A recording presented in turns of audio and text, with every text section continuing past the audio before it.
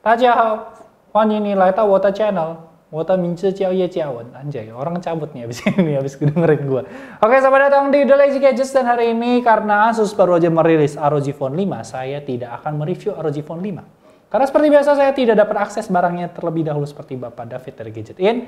Jadi gue akan lebih ngebahas apa yang dirilis, ada varian apa aja, dan juga opini gue terkait hal itu. Jadi kayak membagikan informasi yang gue kumpulkan dari nonton, reviewer, dan juga baca informasi gue bagikan ke kalian. Di sini gue pegang apa? ROG Phone 3. Ya, Asus tolong ya, naikin ke ROG Phone 5. Tambah 2 aja angkanya. So, sebelum gue mulai, gue pengen ngebahas sekali lagi untuk terakhir kalinya, semoga dimana kenapa tidak ada ROG Phone 4 langsung loncat ke 5. Itu terus kalian tanyakan, Bang, 4 mana Bang? 4 itu C. C means dead. Dead is mati ya. Jadi ada kepercayaan untuk nge-skip angka 4 dan langsung ke 5. Makanya kalau kalian ke hotel, kalian ke mall, kalian klik lift, itu tidak ada angka 4 biasanya. Oke, 3 langsung ke 5. Bukan nggak ada 4, bukan gue salah informasi. Oke, kita mulai. So, Asus baru aja memperkenalkan 3 varian ROG Phone 5. Jadi di sini gue akan langsung kasih harga konversi dari euro ke Indonesianya. Dan harusnya nanti harga Indonesia akan lebih rendah karena emang harga euro itu agak tinggi. Varian RAM-nya dan juga warnanya, dan kali ini dia nggak ada ROG Phone yang Strix Edition. Jadi ada yang vanilla dan langsung ke Pro, dan yang paling tinggi itu adalah Ultimate. Jadi mulai dari yang pertama, ROG Phone 5 yang paling rendah itu di 8128. Itu di sekitar 13,7 juta rupiah. Lalu ada ROG Phone 5 12256, itu di 15,4 juta rupiah. Lalu ada ROG Phone 5 16256, itu di 17,1 juta. Dilanjutkan dengan ROG Phone 5 Pro, itu di 16512, itu di 20,5 juta. Dan terakhir ROG Phone 5 Ultimate 18512 di 22,2 juta. Jadi kalian nggak salah dengar, karena emang ROG Phone 5 ini mengeluarkan varian tertinggi mereka dengan RAM 18GB. Bahkan laptop saya masih 16GB. Jadi lebih kencang apa? ROG Phone 5 Ultimate. Cuma gue ngerasa 2GB di sini nggak akan memberikan sebuah hal yang signifikan. Walaupun gue belum tahu, gue belum pegang barangnya dan gue sotoy, tapi maksud gue 2GB mungkin tidak akan terlalu signifikan. Lebih tepatnya tuh kayak, oke, ROG mencoba untuk memecahkan rekor aja di sini, kayak kita punya smartphone 18GB pertama di dunia, kurang lebih seperti itu. Nah, baik lagi untuk ROG Phone 5 sendiri, dia bakal tersedia di bulan Maret 2021. Yang Pro itu bakal di April, dan Ultimate itu bakal di Mei. Dimana untuk Ultimate sendiri, ini dia bakal ada sebuah paket khusus kayak semacam fan package yang sebagai tanda terima kasih, dimana di dalamnya itu kalian mendapatkan sebuah handuk, pin, stem, kartu, stiker, dan topi. Dimana topinya itu topi yang sama kayak punya gua, yang udah tanda tangan sama Joe Taslim yang udah jadi Sub-Zero di Mortal Kombat, tapi topinya gua nggak tahu taruh kemana, jadi topinya hilang begitu saja. Sayang sekali. Oke, ngomongin ROG Phone sendiri, dia tersedia dalam 2 warna. Kali ini tidak hitam saja, sekarang dia menghadirkan warna putih. Jadi ROG Phone 5 sendiri itu bakal dengan warna hitam dan putih, dan dua-duanya itu bakal glossy.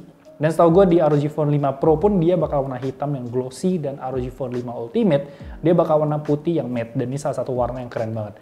Perbedaannya dari ROG Phone 5 dan ROG Phone 5 Pro dan Ultimate adalah ROG Phone 5 sendiri pada bagian belakangnya. Kalau dulu kan dia tuh selalu terbiasa dengan desain yang ada thermal chambernya dan ada logo ROG di tengah. Kali ini dia bikin semacam V di sini, dan ada logo ROG yang seakan-akan itu terlihat sebagai Animatrix. Jadi kalau kalian tahu Animatrix itu biasa di Zephyrus G14. Awalnya gue tertipu, gue kira ini bakal jadi versi Pro-nya, karena gue kira dia bakal bisa desain Animatrix di belakang, tapi ternyata dia cuma bisa naruh logo ROG, tapi kali setidaknya dia itu 2 gradien warna, nggak satu aja. Jadi kayak bisa kayak bikin ungu ke merah, ungu ke biru, atau putih ke biru, dan segala macamnya. Jadi still looks good. Dan untuk ROG Phone 5 Pro sendiri, dia kali ini hadir dengan sebuah layar kecil, namanya PMOLED, dimana layar ini itu tersedia untuk yang hitam, dia itu bakal color, tapi untuk yang putih yang lebih mahal malah dia bakal monokrom. Gue pribadi nggak dapat gambaran kenapa sih yang lebih murah dapat warna, tapi gambaran gue adalah ya udah mungkin lebih cocok sama temanya, karena putih hitam ya dibikin aja monokrom hitam putih. Dari desain sebenarnya kurang lebih dari situ aja perbedaannya, sisanya paling kebiasaan ROG untuk menulis angka, menulis tulisan yang bikin semua itu terlihat ramai di bagian belakang. Jadi kayak ada tulisan ROG Phone 5, ada tulisan for those who dare untuk versi yang Pro Ultimate, terus ada tulisan juga ROG Phone Republic of Gamer dan segala macamnya. Bahkan 64 megapiksel quad kameranya itu tetap ada di sana. Jadi suatu hal yang tidak pernah hilang. Cuma salah satu hal yang menarik adalah di bagian sampingnya, karena di bagian sampingnya sendiri dia itu ada semacam SIM tray, di mana SIM tray ini kalau warna hitam dia bakal merah, kalau handphonenya putih dia bakal biru, dan di SIM tray tertulis GLHF, yang artinya good luck have fun. Nah, membahas SIM tray sendiri, sekarang ngebahas bagian desain sampingnya. SIM tray ini kalau dilepas sayangnya tidak punya additional storage sama sekali. Cukup menjadi hal yang kurang gue rasa untuk pengguna smartphone gaming, karena mungkin mereka perlu storage yang gede untuk menyimpan semua gamenya, atau mungkin mereka perlu untuk menyimpan rekaman-rekaman kalau kalian lagi main game, atau untuk streaming mungkin kepake temporary seperti PC, I don't know, kayaknya iya. Dan juga terakhir yang nggak ada storage saja, nggak ada yang bisa dibahas lagi. Tapi ngebahas dari bagian sampingnya sendiri, di sana hal yang menarik adalah kembalinya si 3.5 mm jack. Jadi ini adalah smartphone pertama yang gue rasa yang menghilangkan 3.5 mm jack di 1 tahun, dan tahun ke depan langsung mengembalikan. Bahkan dari kata-kata YouTuber yang review katanya ini punya DAC yang bagus banget. Jadi harusnya untuk secara audio pertama udah pasti no delay karena kabel, dan satu lagi udah aman banget karena ya bagus suaranya. Tapi selain itu untuk bagian bawah sendiri, kalau sebelumnya bagian bawahnya itu dia pakai dual Type-C, jadi kiri kanan Type-C, sekarang dia itu ganti jadi Type-C dan Pogo Pin. Jadi ini dengan tidak langsung akan lebih mengamankan si smartphone kalian tuh untuk salah colok lubang gitu. Kalau kemarin kan dia kayak ada tanda jangan colok di sini.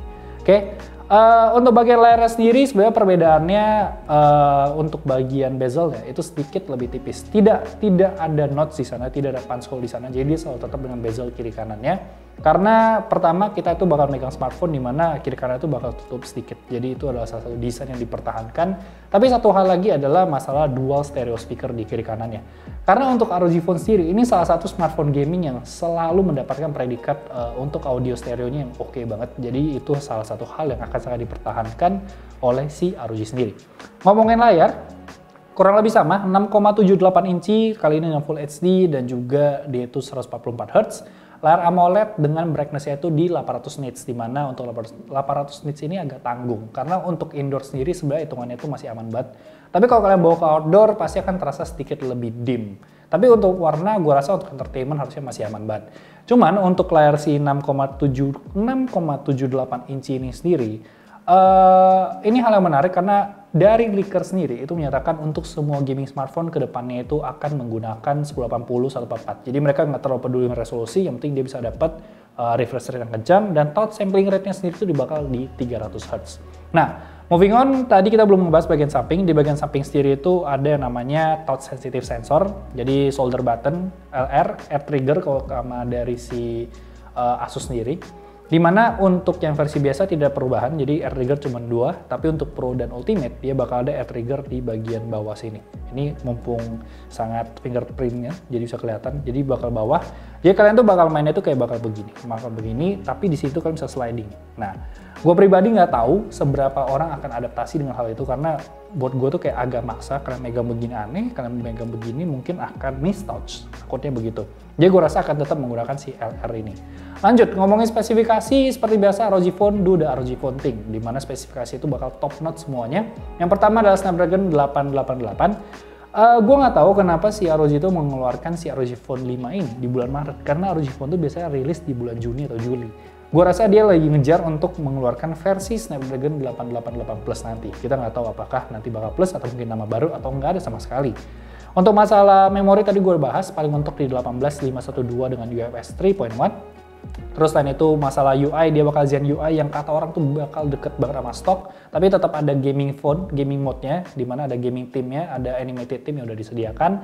Dan terakhir yang paling keren itu adalah di masalah baterai, karena untuk baterai sendiri dia bakal 6000 mAh, charging speed 65 watt, dan dia ini bakal di split di 3000 di kiri kanan. Jadi untuk si SoC sendiri bakal di bagian tengah dengan dua keunggulan. Pertama tentu aja untuk si air cooler ya, itu bakal direct dan tentu aja ini bakal lebih adem. Dan kedua, ketika kalian main nggak akan direct di tangan kalian. Jadi kalau emang agak panas pun itu nggak akan mengganggu tangan kalian sama sekali.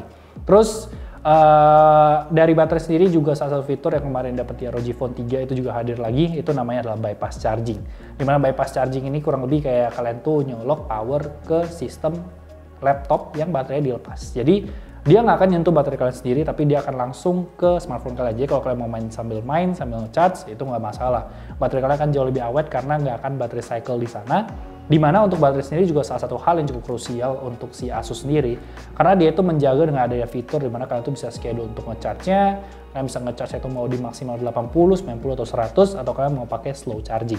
Nah, harusnya dari spesifikasi udah selesai, kita kembali ke X-Mode. X-Mode dan Game Genie, dimana X-Mode ini adalah versi overclocknya, dimana ada beberapa profile di sana, ada kayak durability, ada yang full performance, ada yang standar doang. Di sini untuk X-Mode sendiri mungkin dia berhubungan juga dengan ROG Vision. ROG Vision itu adalah bagian layar di bagian belakang yang tadi gue bilang, di mana ROG Vision ini bisa menampilkan kayak game start, layar mulai, terus kalian bisa juga memperlihatkan logo kalian sendiri, di mana salah satu yang paling keren itu ada di MKBHD. Kalau kalian nonton reviewnya, dia memasukkan kata MKBHD, dan dari si ROG Vision itu emang bisa punya pilihan untuk ngasih efek-efek khusus. Jadi kalian tuh cuma perlu kalian tuh kayak cakep gitu kan. Nah, itu bakal ada efek-efeknya. Dan menarik lagi, dia bisa naruh baterai juga, bisa memperlihatkan percentage baterai, dan dia itu orientation-nya itu sensitif. Gue nggak tahu istilahnya. Yang penting ketika kalian begini, dia akan dibawa, tapi kalau kalian putar, dia juga akan ikutan berputar. Jadi nggak akan terlihat aneh. Jadi sebenarnya secara desain ya, gue bisa bilang kalau si ROG Vision ini tuh emang udah dipikirin jauh-jauh hari. Bukan sesuatu hal yang kayak tiba-tiba, last second nih, gue nggak tahu mau taruh apa nih buat biar lebih gaming lagi, gue templokin. Enggak, tapi bener-bener fit in banget menurut gue, dan menurut gue ROG Phone 5 salah satu desain smartphone, apalagi warna putih, itu desain smartphone yang paling keren. Ngomong Game Genie sendiri, asisten kalian dalam bermain game, kalian bisa mendapatkan beberapa hal yang cukup curang. Ini udah mulai mendekati kayak, bisa bilang kayak gaming banget ya. Jadi gaming monitor, dimana kalian bisa membuat crosshair. Jadi dari game yang kalau ada crosshair, kalian bisa bikin crosshair. Dan satu yang cukup menjijikan ya buat gue adalah dia tuh punya inverted mode. Jadi ketika kalian bermain di area yang gelap, itu bakal di-invert jadi hitam putih, lebih ke warna negatif. Dan kalian bisa melihat orang-orang di kegelapan. Jadi kalau kalian gabungkan ya, air trigger, kalian gabungin ke invert mode, kalian tambahkan ke crosshair, itu kalian pasti otomatis auto di-ban di turnamen. Oke, jadi gue rasa itu aja sebenarnya bisa gue bahas dari ROG Phone 5. Kesimpulan gue sih, kita ngomongin ROG Phone 5 by design, gue gak ada masalah sama sekali, karena menurut gue by design dia keren banget. Harga udah mulai naik ya bun ya, udah mulai nggak santai untuk urusan harganya, udah mulai mendekati flagship yang mahal. Satu yang gue belum bahas, kamera sendiri nggak ada perubahan dari yang kemarin sama dengan Zenfone 7 yang memenangkan blind test kamera Smartphone Award di MKBHD, jadi harusnya udah decent banget, walaupun kamera bukan aspek penting di sini. Terus selain itu juga kembali 3.5 mm jack, terus air trigger 5 yang gue rasa nggak akan semua orang pakai karena untuk urusan yang bawah itu mungkin akan perlu adaptasi. Semua aksesoris ROG Phone 3 itu bisa digunakan di ROG Phone 5, cuma untuk kunai sendiri itu dia perlu case tambahan.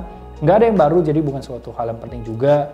Dan untuk spesifikasi udah top notch, udah ROG doing the ROG thing. Kalau gue pribadi kayaknya kalau suruh milih mungkin bakal ke Pro atau Ultimate sekaligus, walaupun gue nggak perlu 18GB, 16 is okay, tapi warna putihnya itu udah cukup menggugah selera. Oke, that's it untuk ROG Phone 5. Good job Asus menurut gue untuk yang launching kali ini. By design keren banget, by presentation tadi juga lumayan.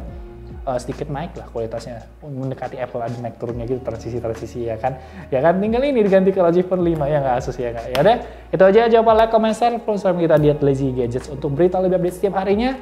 Gue di Jordi Leonardo O-nya 2, dan jangan lupa subscribe. Thank you so much guys for watching, and I'll see you next time. Bye bye guys.